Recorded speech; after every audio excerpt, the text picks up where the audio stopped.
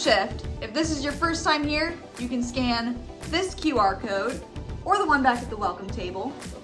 And if you fill out the Connect card, we will send you some free Opus coffee. And you now have the option of drinking that cup of Joe with Joe himself. Either in person or on Zoom. You can ask any and all the questions about who we are and why we do what we do. I am so proud of you all. Yep. You wanna know why? Why? Because you all just keep bringing in that change and filling up that jar. Do you see how full it is?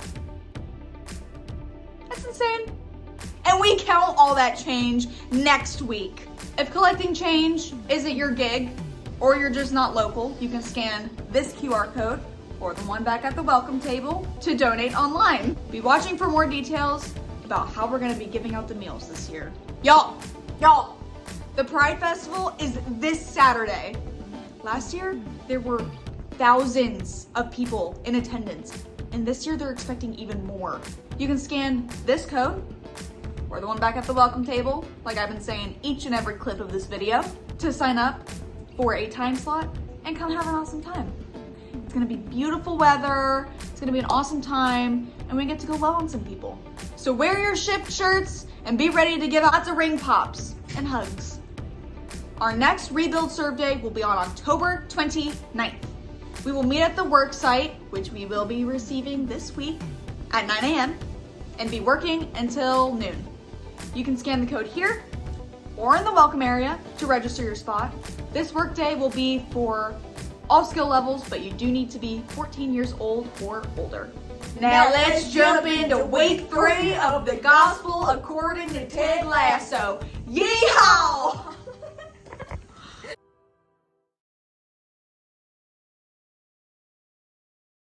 Before the scene that we just watched, Ted has been dealing in the series. Ted has been dealing with some panic attacks, and those panic attacks are coming on due to some unresolved issues from his childhood that are coming to the surface because his marriage is falling apart. And in the episode before this, he had a panic attack that was so severe that he left a match that was actually in progress. And so Ted goes to the team therapist. He blows up at her, basically calls her a charlatan, and storms out, which is like really uncharacteristic for this Ted character. But it did give us this glimpse of the inner turmoil that was happening in his life. And I love that line. Actually, I love all of them, which is why I picked them. But the moment that the therapist said that line, like, I felt seen, right? And I think maybe that's why certain things become the cultural phenomena that they are, like Ted Lasso being that thing, because it just speaks to this shared human experience that we all have. The truth will set you free, but first it'll piss you off. I want to welcome everybody to Shift. My name is Joe. I'm the lead pastor. So if you're here in person new, or you're on the stream new, and you're filling out that digital Connect card, I'd love for you to check that Meet With Me option. Yeah, so do that. I'll buy you some coffee. On Zoom too, all right? In John's account of Jesus' life, we see Jesus doing lots of stuff, right? An author attributes this story of Jesus saving this woman.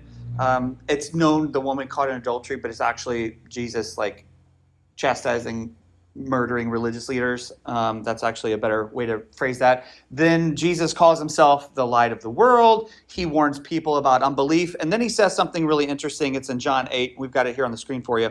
It says that Jesus said to the people who believed in him, "You are truly my disciples if you remain faithful to my teachings, and you will know the truth, and the truth will set you free." Now, one of the shared human experiences of anybody that's here or on the stream is this thing that we've called deconstruction.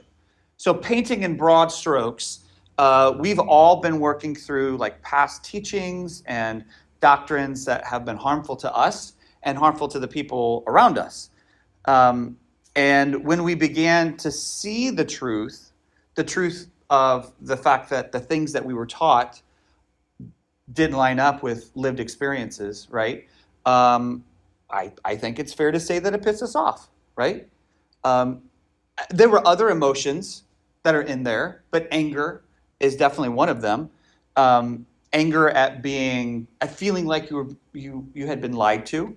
Anger at feeling like you've been misled. Anger at the fact that actual facts, like truths, actual facts, were hidden because somehow those facts would lead you astray. And just a side note, if your faith system is so weak that real facts will lead people astray, then your faith system sucks and you're a terrible person for doing that. Now, well, I'm just, right? But it's the anger. It's the anger that allows us to leave. A lot of times it's that righteous anger that actually gives us the strength to leave those systems behind and to go pursue God and to pursue this thing called truth. But before we get to freedom, we have to unpack truth and why it's going to piss us off. Now, I'm not willing to get into some philosophical debate about is there absolute truth? And if there's no absolute truth, then that's an absolute truth, thereby rendering your blah, blah, blah. It's boring. I just don't care. All right? It's just absolutely boring. But I will say, however, that I do believe that Jesus embodies truth. Truth about what it means to be truly human, truth about who God really is, and truth about how we're called to live in harmony with creation and with each other. And I think that if we're really interested in what Jesus is talking about, we have to take a little dive into these teachings, right? Like if we're going to remain faithful to these teachings that lead us to this truth, that first will piss us off and then set us free, we kind of need to know what teachings he's talking about, right? And Jesus taught a lot of stuff. Like we could spend years walking through all of the teachings that have been attributed to Jesus and probably not cover everything.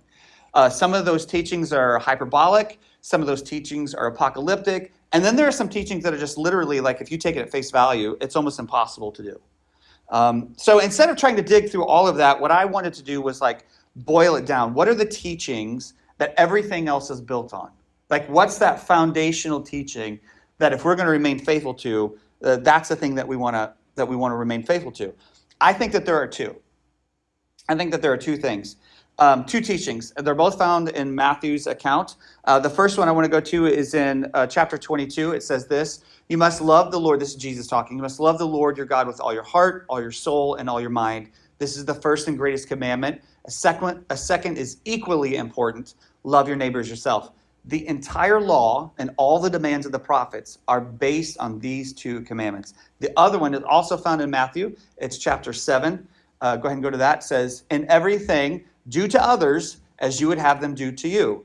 For this is the law and the prophets. Enter through the narrow gate, for the gate is wide and the road is easy that leads to destruction, and there are many who take it. For the gate is narrow and the road is hard that leads to life, and there are few who find it. I think that these are the core tenets of Jesus' teaching. To love God with all of your humanity and to love your neighbor as yourself. Treat others as you want to be treated. And how we treat others either leads to that wide road that leads to destruction or that narrow road that leads to life. And I've said this a million times, but we love God by loving others. The golden rule is the narrow road. And you know this, but it bears repeating that Jesus is not talking about some sort of far off life or some sort of far off destruction. He's talking about in the here and now. And this is one teaching. Now, this past week, we saw horrific images coming out of Israel and Gaza. The terrorist group Hamas launching a surprise attack, killing innocent people, kidnapping, murdering civilians, some of which were just like at concerts, just living life and having fun. I saw videos of them throwing grenades into bomb shelters where families were hiding, and then trying to live stream the killing of hostages on social media. Then the barbaric response of the Israeli government targeting and bombing civilian targets like refugee camps, cutting off water, food, and electricity to the entire Gaza Strip, where half of the population are children. I watched videos. I had to stop, and just because it's too much. But I saw videos of parents and loved ones holding dead children and just screaming in anguish and a rage that I pray to God I never experience. So much hatred, destroying so many lives. And let me add to this. I want to say this, that you can be for the Israeli people, right? You can stand in solidarity with the Israeli people, the Jewish people around the world, and their right to a peaceful existence, and stand against their government's brutal treatment of Palestinian citizens. You can be against Hamas and Hezbollah, who is a terrorist organization, and the horrible things that they do, and stand in solidarity with the Palestinian people. It's called nuance, and unfortunately our media, specifically our social media, do a terrible job at that. And if seeing those images and watching those videos don't break your heart and piss you off, I don't have anything for you. It should piss us off that we have ordered our world in such a way that this is the result. We treat each other like we're expendable. We have created weapons so devastating in nature and so technologically advanced that somebody thousands of miles away can push a button, and like that, an entire city block or more can be completely annihilated. Men, women, and children are seen as just casualties of war and collateral damage. We allow corporations to slowly choke our planet for an ever-growing profit margin. And this sanctioned greed creates situations where once-in-a-lifetime storms are no longer once-in-a-lifetime storms. It's creating a world in which parts of our planet are becoming inhabitable, and people, real people, are dying because of it, because somebody wants a little bit more money than they already have. We have a system here in the United States where working class people, blue collar people, pay a higher tax rate than the top 1%. And while we have billionaires ever expanding their wealth, the majority of this country, the vast majority of this country lives paycheck to paycheck. And the biggest reason for bankruptcy is medical debt. Medical debt. How do we have billionaires in our world and children going to bed hungry at the same time? How do we have billionaires in this country and have schools underfunded? How do we allow corporations to give these insane salaries to their CEOs, and instead of paying their employees an actual living wage, they use their profits to buy back stocks? And then why do we allow our government to then subsidize these same companies with our tax dollars? According to walkfree.org, there are an estimated 50 million people living in slavery in the world today. To put that in perspective, that's 10 million more people that live in the entire state of California. And according to the Human Trafficking Institute, there are 24.9 million people that are sex trafficked or in commercial sex exploitation or forced labor exploitation. Let's bring it back home. The leading cause of death for children in the United States of America is gun violence, and has been for over 3 years. The number one reason that our children die,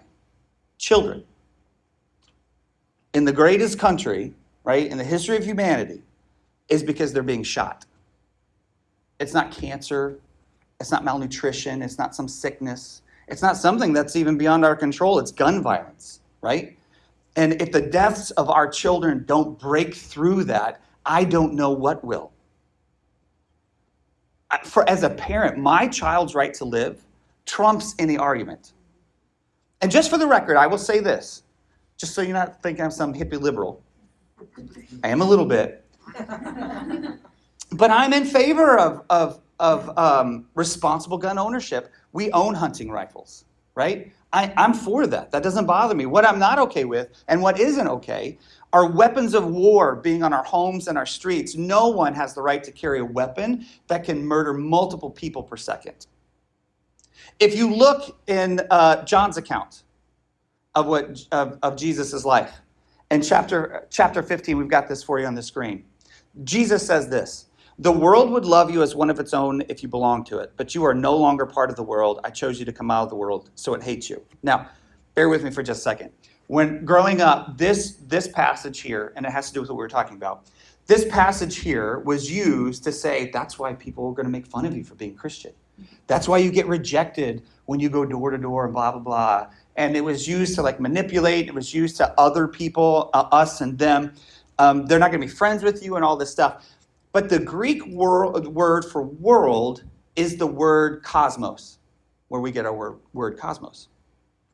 Now, it can mean several things, but from the time of Homer, who was several hundred years before Jesus, from the time of Homer and on, that word cosmos meant how we ordered, how we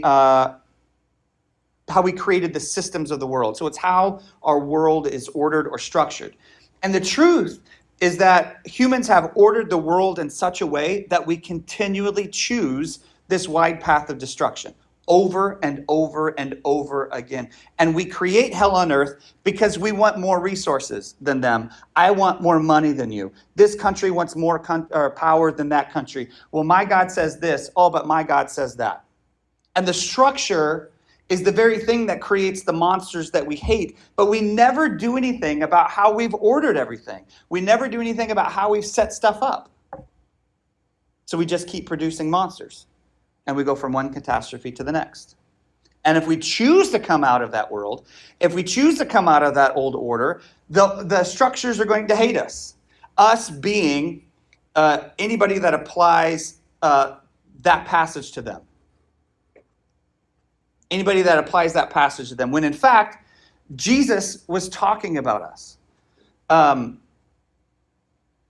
This past week, this past week was rough for lots of reasons. And it made me think about this passage because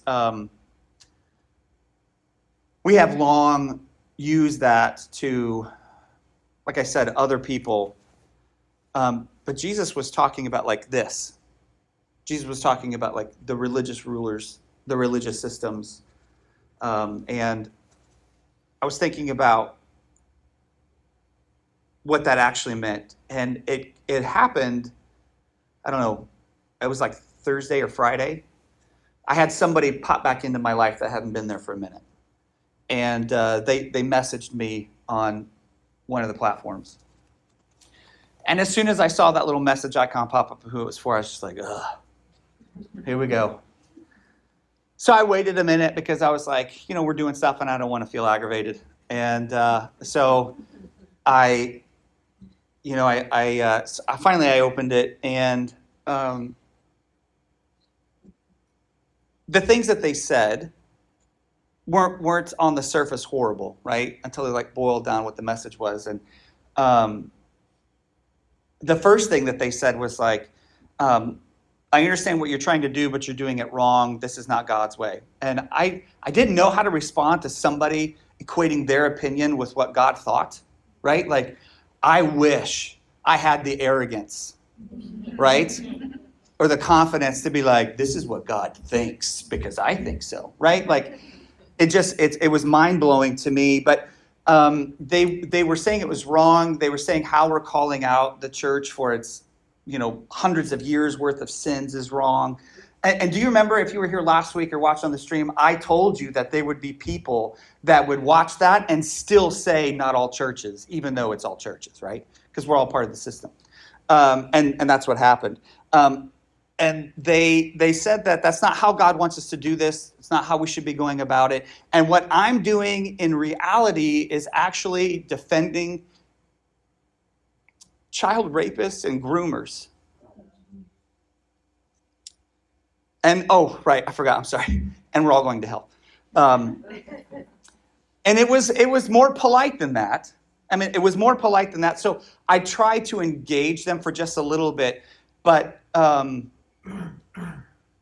because we've known each other for a while, for almost 10 years, but I eventually just blocked them all platforms because just how dare you?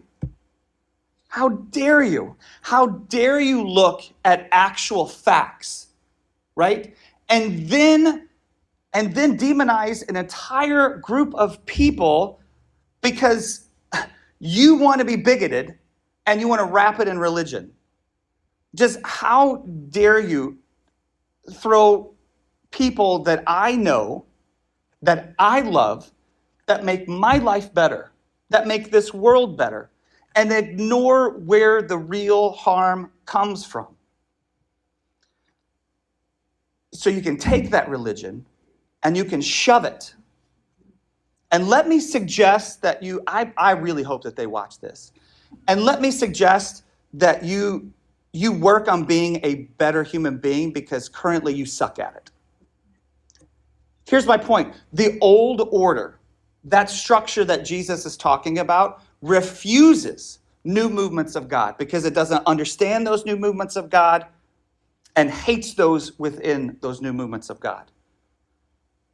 Last week, it's never wrong to do the right thing, right? Even if it costs you friends, belonging, or maybe a building. And if that doesn't piss you off, nothing will. But, and that's a big but, when you recognize the wisdom in what Jesus is saying, and we confront the violence and greed in our systems, and how we participate in that willingly and sometimes unwillingly, then we can allow that anger to create the energy, right? We can allow that anger to create the streak that we need that drove Jesus to confront the system and flip the tables. And I believe that's when we become free. We become free from how this world is structured because we realize that we don't actually have to be a part of that. Like, we can choose another way. We can choose a different path, one that leads to life and not death. And I honestly think it's as simple as us just deciding to do it. In the book Christ of the Celts by author J. Philip Newell, he writes this: Uragina, the 9th century Irish teacher, says that if goodness were extracted from the universe, all things would cease to exist. For goodness is not simply a feature of life, it is the very essence of life. Goodness gives rise to being, just as evil leads to non-being, or to a destruction or denial of life's sacredness.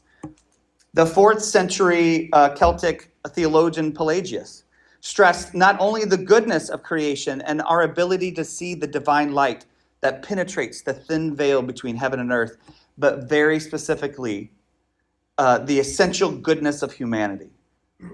Pelagius maintained that the image of God can be seen in the face of every newborn child and that exists within us, although obscured by sin, at the heart of every person, just waiting to be released by the grace of God. When we choose that narrow path, it leads to life in part because we're choosing to see that life in every person, in every human being. Every person you ever meet has the capacity for that light within. Some will never realize it, right? Some will never realize the capacity that they have for light, and they will continue to choose that endless loop of destruction. But others will reawaken to the goodness in them, and their souls will recognize the truth that it already knows and respond to it. And I think for us, the worry can often be that we feel overwhelmed by things because it's such a huge problem, right? It's a world problem. And what are we going to do about it, right? It's this huge, grandiose thing, and because of that, I think that we feel like that we have to do like these big, huge, grandiose things to combat it. It's a huge problem, so it's got to be met with huge solution, right? But what kind of huge solutions could you possibly come up with? Us, right? And so we begin to feel overwhelmed, and then we do nothing. And when we do nothing, the old order wins. If everyone here and everyone watching on the stream decides to start living this narrow, truth-filled, life-giving path, it won't change anything in Gaza. It won't stop it. It won't stop what's happening in Ukraine. It won't halt the trafficking industry, right? But what it will do is create these little pockets where that divine light penetrates that thin veil where people can come to reawaken to the truth that they are good and that they are sacred and that they are loved. And if enough of us begin to create those thin places where heaven breaks through, then there will be all these little pockets all over the globe. Maybe it'll never change the governmental war of machine of war, but it will create enough resistance to give people a chance to get out of its way. Give people a chance to choose a different path. In my early days of student ministry, there was a student that we will call Bob. All right. Now, Bob was incredibly annoying. Okay, super annoying and so energetic, and those are two things you don't want to put together. He was really loud and obnoxious. He could be hilarious. He could be super funny, and he was incredibly athletic. But he was also the type of person that had to be at the center of everything, right? That he needed to do that, and sometimes he would force his way into the center, which rubbed a lot of people the wrong way. What no one knew was that behind all of that, his home life was hell. I won't go into any detail at all, but he lived with a very abusive alcoholic father. And school, sports, and youth group were his safe places, right? And so all of that behavior was born out of all the trauma and hell that he lived with at home, that torment. Now, I had another group of students that went to the same school that Bob did, and we will call them the Jays, all right? It was 3 students, 3 boys. They all had names that started with J. They were and are absolutely amazing people. They were such goobers, and man, I wish you knew them.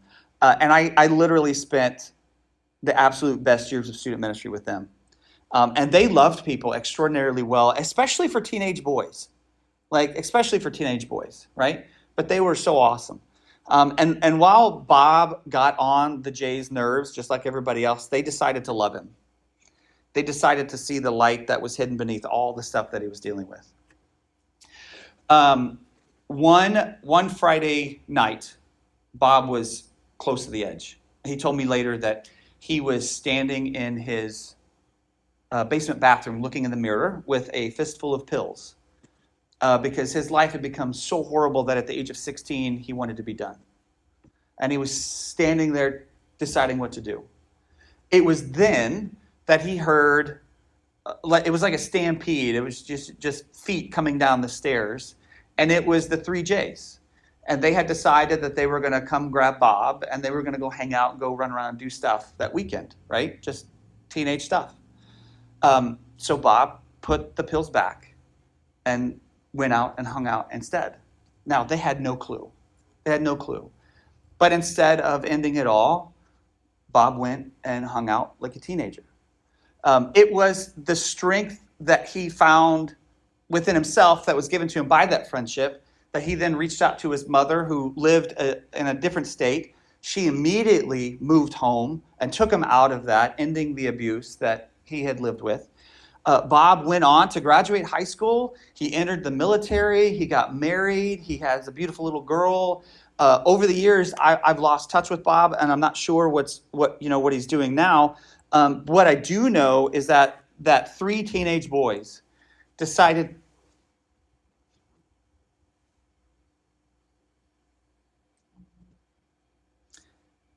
to see the light deep inside this really loud, obnoxious kid, right? And honor that. And because they did that, they literally saved his life. Did it stop all the atrocities in the world? No. But it changed the world for that one kid. We're not world changers. We're not meant to be. Jesus isn't teaching us that. He's not asking us to change the world. He's asking us to change the world for one person. And we don't have to get overwhelmed by all of that, because literally what they did was invite him to hang out. We're called to leave those old orders and structures of our systems. We're called to choose to see the goodness that exists in every person. And we're called to help create the thin places where heaven breaks through.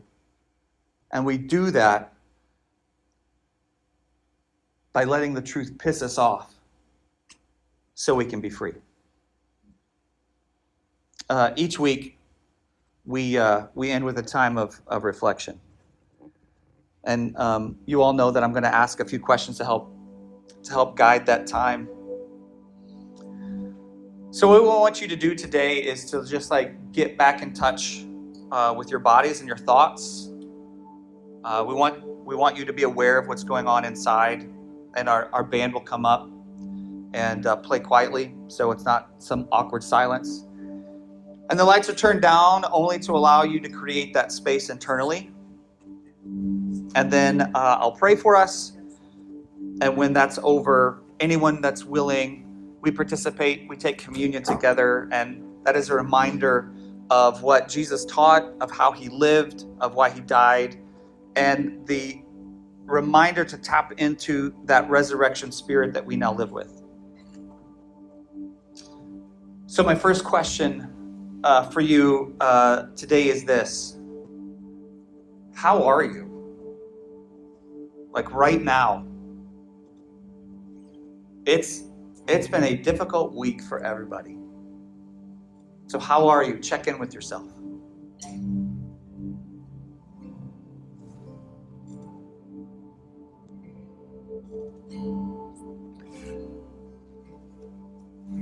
What things are pissing you off? And are those the things that should be? Or do you need to put your attention elsewhere?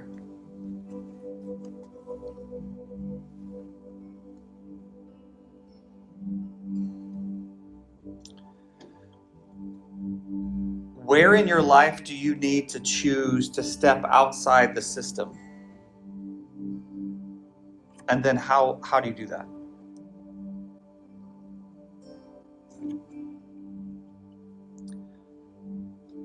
And I would like to end with not a question, but a suggestion. I want to suggest one way to create those thin places where heaven crashes through. And that's, if you haven't yet, sign up to help us table at Pride Fest. But we want people to come to our tent and just feel loved. Just feel so loved. We want them to walk away feeling like something just healed. And we want that love to be palpable, right? You can scan the code out there or out there. And if you're not local, if you're watching on the stream, or you can't able to go, give us ring pops.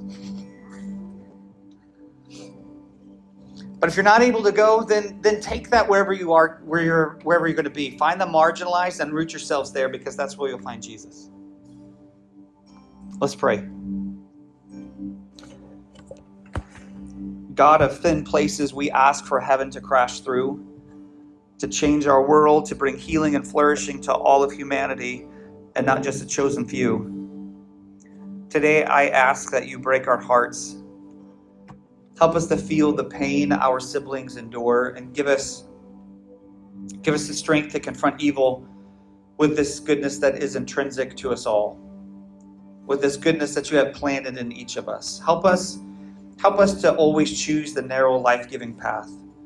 Help us to love you with all of our humanity and to love others in the same way. And I pray that we drink from the well that brings life, and that we pour that life into those around us. I pray for this upcoming weekend. I ask for physical protection. I ask that people would encounter love in its purest form, you. And I pray that they feel embraced by it, empowered by it, and changed by it. And not so that they come and sit inside some building, but they can live the life that they created to live. And I'm so thankful that we are allowed to be a part of that. I will never understand why I get to do the work I do, but I will thank you every day of my life for it. I pray that you create those thin places in our hearts, God. It's in your name we pray. Amen.